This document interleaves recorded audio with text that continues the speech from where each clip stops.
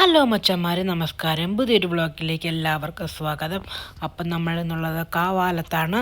നമ്മൾ കാവാലത്തൊരു ബോട്ടിങ് ചെയ്യാൻ പോവാണ്. അതുകൂടെ നമ്മൾ ബോട്ടിൽ പോയിട്ട് അവിടെ ഒരു 2D ബാറുണ്ട്. അപ്പോൾ അവിടെയും കൂടെ പോയി നമ്മളൊന്ന് എൻജോയ് ചെയ്യാന്ന് വെച്ചാൽ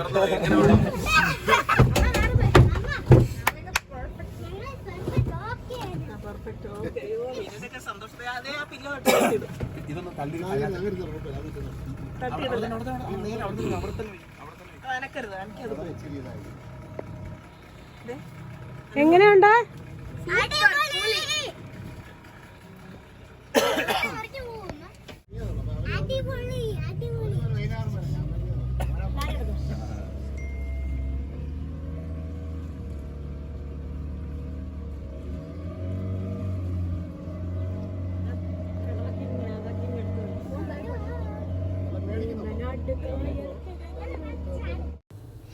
അങ്ങനെ ഏറെക്കാലത്തെ കാത്തിരിപ്പിന് ശേഷം നമ്മളുടെ ബോട്ട് യാത്ര ആരംഭിച്ചിരിക്കുകയാണ്.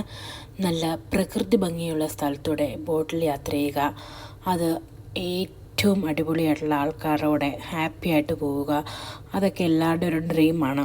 അതുപോലത്തെ ഒരു ഡ്രീം സഫലീകരിച്ചിരിക്കുകയാണ് ഇപ്പോൾ. കുറേ നാളായിട്ട് ജീനചേച്ചി ഷൈച്ചേട്ടനൊക്കെ അവിടെ നിന്നേ പറയുന്നുണ്ടായിരുന്നു അവർക്ക് ബോട്ടിൽ പോകണം, ഇങ്ങനെ കാണണം എന്നൊക്കെ. കാരണം അവരുടെ അവിടെയൊന്നും അത്രയും ഭംഗിയുള്ള ബോട്ടുകളോ കാര്യങ്ങളോ ഒന്നുമില്ല. ബോട്ടിലിങ്ങനെ കായലും പുഴകളോ ഒന്നുമില്ല എന്ന് പറഞ്ഞു. അപ്പോഴത്തേക്കും നമ്മൾ അവിടെ നിന്നേ പ്ലാൻ ചെയ്തായിരുന്നു ഇങ്ങനെ പോയൊക്കെ ഒന്ന് കാണണമെന്ന്.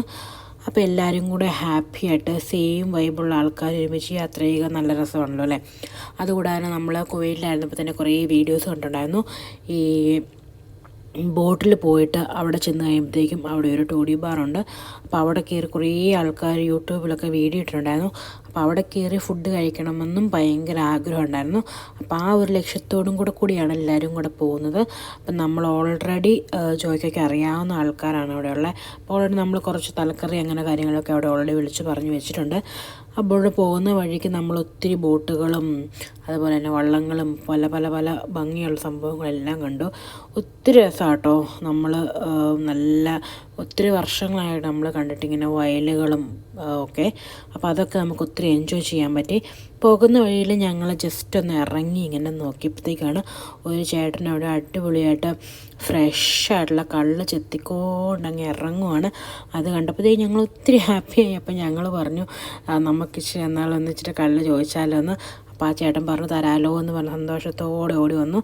അപ്പം ഞങ്ങൾ ഓർത്തെന്നാൽ ഇച്ചിരി ചേട്ടൻ പറഞ്ഞു കുപ്പിയിൽ നമുക്ക് ഒഴിച്ചൊക്കെ തരാമെന്ന് പറഞ്ഞു. അപ്പം ഞാൻ ഓർത്തെന്നാൽ വേണ്ട, കയ്യിൽ ഇച്ചിരി മേടിച്ച് കുടിക്കാമെന്ന്. അപ്പം ഞാനിങ്ങനെ മേടിച്ച് കുടിക്കുന്നുണ്ടപ്പോഴത്തേക്ക് എല്ലാവർക്കും ആഗ്രഹം അത് കുടിക്കണമെന്ന്. അപ്പോൾ എല്ലാവരും പുറകെ വന്നു കയ്യിലൊഴിച്ച് കുടിക്കാൻ വേണ്ടിയിട്ട്. അപ്പോൾ എന്തായാലും എല്ലാവരും ഭയങ്കര ഹാപ്പിയായിരുന്നു. ആദ്യമായിട്ടോ ഇത്രയും ഫ്രഷ് ഇങ്ങനെ കള്ളിൽ നിന്ന് മരത്തിൽ നിന്ന് ഇങ്ങനെ ചെത്തിക്കൊണ്ട് വരുമ്പോഴേ ഫ്രഷായിട്ട് കുടിക്കുമ്പോൾ നല്ല സ്വീറ്റാണ്, നല്ല ടേസ്റ്റാണ്. നമ്മൾ ഇത്രയും നാളും പല പ്രാവശ്യം ഇങ്ങനെ കള്ള് കുടിച്ചിട്ടുണ്ടെങ്കിലും ആദ്യമായിട്ടോ ഇത്രയും ഫ്രഷായിട്ടുള്ളൊരു സംഭവം കുടിക്കുന്നത്. അപ്പോൾ എല്ലാവരും ഹാപ്പി ആയിരുന്നു. ചേട്ടന്മാരും ഭയങ്കര ഹാപ്പി ആയിരുന്നു. നമ്മൾ ഒരു കുപ്പി അല്ലാതെ വാങ്ങിച്ചിട്ടുമുണ്ട്. പിന്നെ നമ്മൾ വയലൊക്കെ ഒന്ന് എക്സ്പ്ലോർ ചെയ്യാൻ വേണ്ടിയിട്ട് പോയി. അപ്പോഴത്തേക്കും ഷൈച്ചേട്ടൻ പറഞ്ഞു ഷൈച്ചേട്ടനും കൂടെ അങ്ങനെ കുടിക്കണം. അങ്ങനെ ഷൈച്ചേട്ടനും കൂടെ കൊടുത്ു. അപ്പോൾ എല്ലാവരും ഡബിൾ ഹാപ്പി ആയിരുന്നു. അത് കഴിഞ്ഞ് നമ്മൾ കുറച്ച് വയലൊക്കെ കാണാൻ വേണ്ടിയിട്ട് പോയി. വയൽ കാണാനും അതുപോലെ കുറച്ച് ഫോട്ടോ എടുക്കാനും ഒക്കെ ആയിട്ട്. പിള്ളേരൊന്നും ഇതുവരെ വയൽ കണ്ടിട്ടില്ല എന്ന് പറഞ്ഞു. ഇനി അവരെ വയൽ കാണിച്ചില്ല എന്നുള്ളൊരിത് അവർ ഫ്യൂച്ചറിൽ പറയരുതല്ലോ. അപ്പോൾ അതുകൊണ്ട് പിള്ളേരെ ഏകദേശമൊക്കെ സൂര്യൻ അസ്തമിക്കാറായി. നമ്മളൊരു 5 മണിയൊക്കെ ആയപ്പോഴത്തേക്കായിരുന്നു ആക്ച്വലി അവിടെ നിന്ന് ഇറങ്ങിയത്.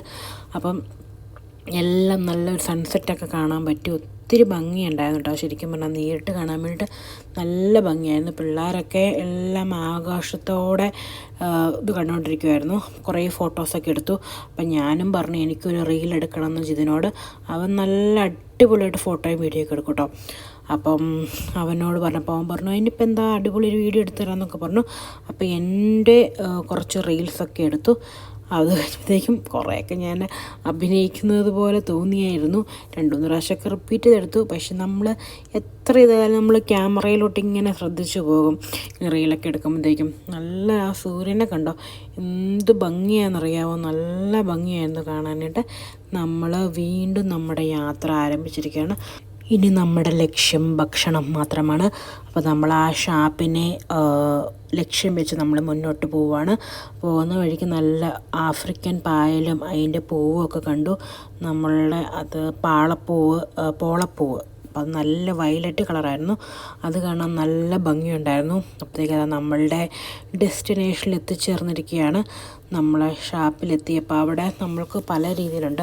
നമുക്ക് വള്ളത്തേലും ബോട്ടിലൊക്കെ അവർ ഫുഡ് നമുക്ക് ഇരിക്കാൻ പറ്റും, അറേഞ്ച് ചെയ്തിട്ടുണ്ട്.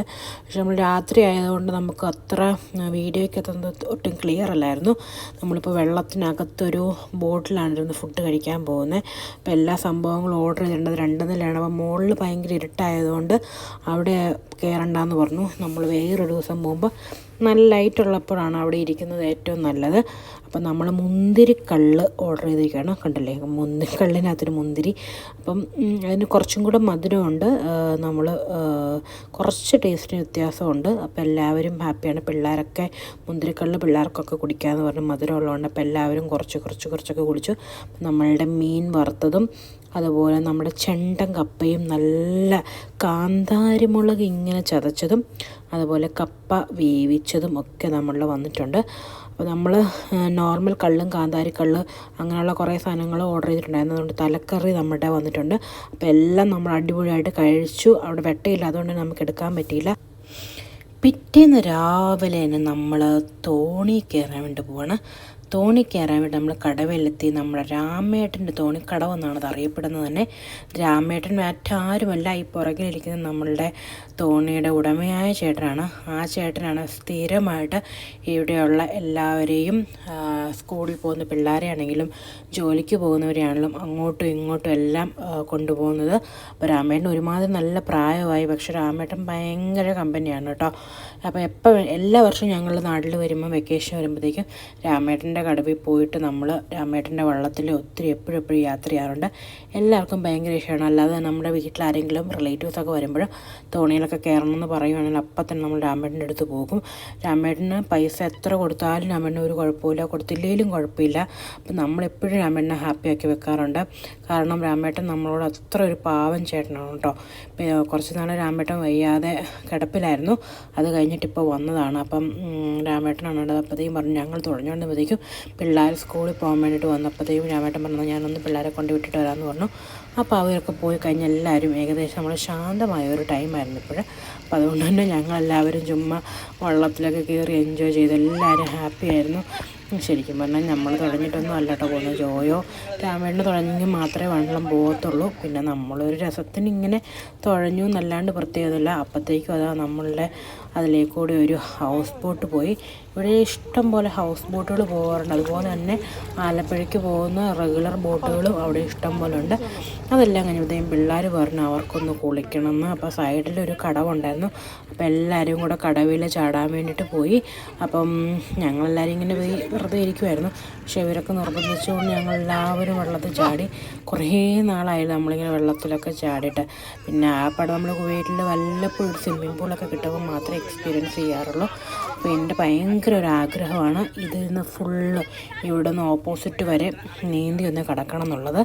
അപ്പം ഹാഫ് വരെ എന്തായാലും ഞാൻ പോയിട്ടുണ്ട്. പിന്നെ എല്ലാവർക്കും പേടിയായിരുന്നു, കാരണം നല്ല ഒഴുക്കുണ്ടോ എന്ന് നമുക്കറിയില്ലല്ലോ. അപ്പോൾ കുറേ നാൾ നീന്താതെ ഇരുന്നുകൊണ്ട് തന്നെ നമ്മൾ കുറച്ച് നീന്തുമ്പോൾ തന്നെ മടുക്കും. അപ്പം നെക്സ്റ്റ് ടൈം എന്തായാലും നാട്ടിൽ പോകുമ്പോൾ ഇത് ഫുള്ള് നീന്തി കിടക്കണമെന്നാണ് എൻ്റെ ഒരു ആഗ്രഹം. അപ്പോൾ പുതിയൊരു വ്ളോഗായിട്ട് നമുക്ക് വീണ്ടും കാണാം. Bye bye.